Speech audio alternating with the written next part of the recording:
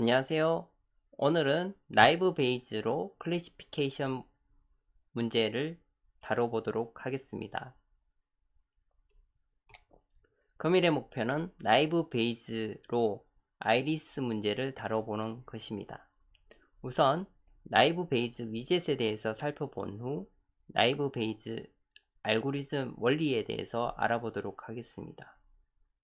또한 나이브 베이즈에서 활용하는 베이즈 룰에 대해서 살펴보도록 하겠습니다. 마지막으로 나이브 베이즈 클래시피케이션 워크플로우를 설계하여 실습을 통해서 이론을 학습해 보도록 하겠습니다. 다음은 나이브 베이즈의 위젯입니다. 나이브 베이즈는 피처의 독립성을 가정한 상태에서 베이즈 정리를 기반으로 하는 빠르고 간단한 확률 분류기입니다. 레프트 사이드에는 인풋으로 데이터 또는 전처리기가 들어올 수 있습니다. 라이트 사이드에는 나이브 베이즈로 학습한 알고리즘인 러너가 또는 학습된 트레인셋으로 학습된 트레인드 클래시파이어가 나올 수 있습니다. 나이브 베이즈 알고리즘은 베이즈 룰에 기반한 베이즈 룰 베이스드의 분류 알고리즘입니다. 나이브라는 의미는 쉽고 빠르게 분류하기 위해 피처들이 서로 확률적으로 독립이라는 가정을 깔고 만든 모델 알고리즘이기 때문입니다.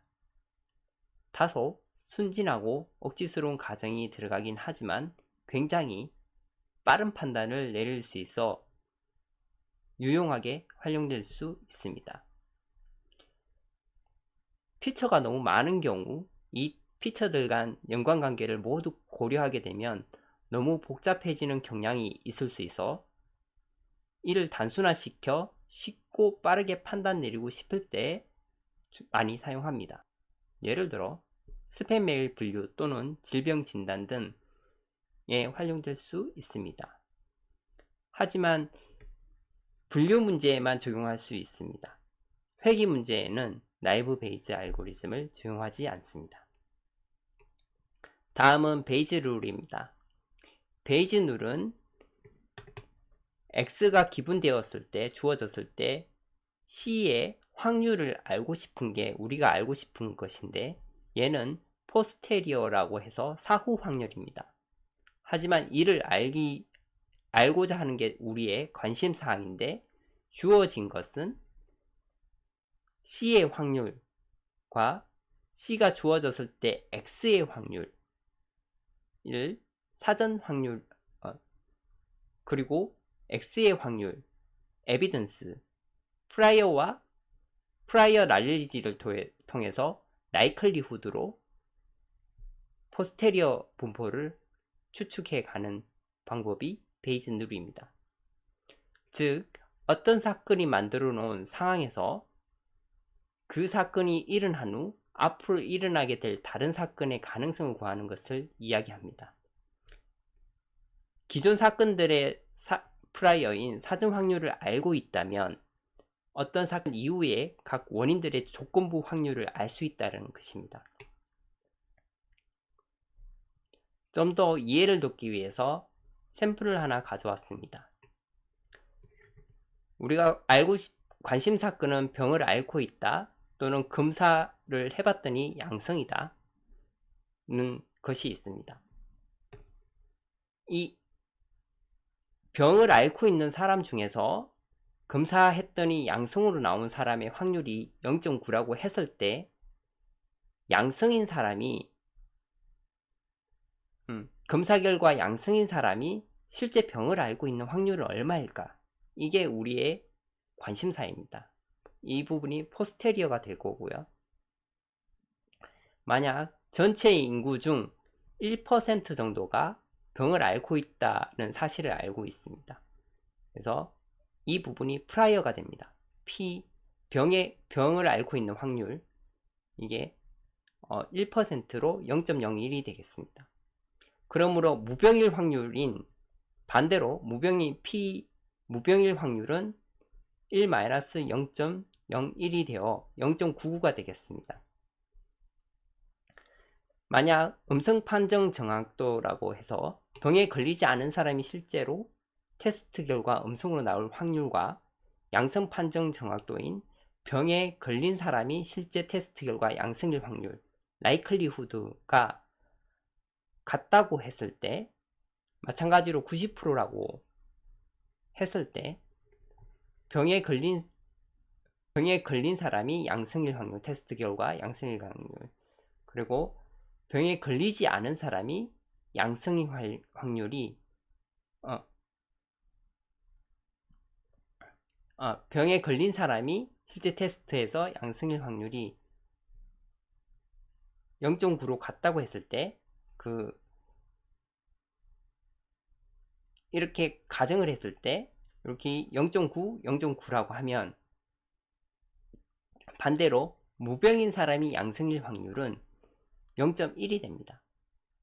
하여 이때 우리가 알고 싶은 실제 테스트 결과 양성이었는데 이 사람이 실제 병에 걸릴 확률이 얼마인지 알고 싶다면 에비던스와 프라이어와 라이클리후드를 함수로 이를 예측할 수 있습니다. 그 확률을 계산하면 다음과 같은 수식으로 8.3% 정도가 검사 결과 양성이었을 때 실제 병에 걸린 사람일 확률이 구해지게 되겠습니다. 이 법칙이 베이즈 룰을 이야기합니다. 다음은 나이브 베이즈의 워크플로우입니다. 데이터셋을 로드하고 데이터 샘플러를 통해서 트레인셋과 테스트셋을 분류한 후 나이브 베이즈로 모델링 후 프리딕션을 수행해 나가면 F1 스코어 0.967로 준수한 성능이 나왔음을 확인할 수 있습니다. 실습을 통해서 살펴보도록 하겠습니다.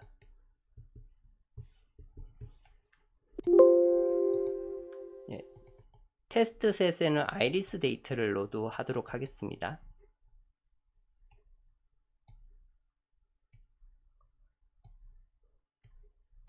그리고 트랜스폼의 데이터 샘플러에서 샘플러로 데이터를 흘려준 후 트레인셋과 테스트셋을 8:2로 데이터 샘플 하도록 하겠습니다. 그리고 모델에서 나이브 베이즈를 선택해 주신 후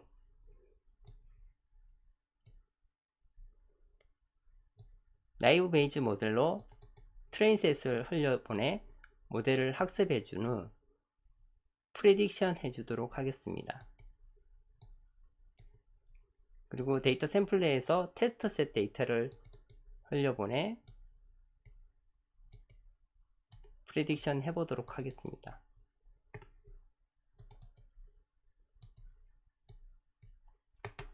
이렇게 학습을 했더니 F1 스코어 0.967로 준수한 성능이 나왔음을 확인할 수 있습니다.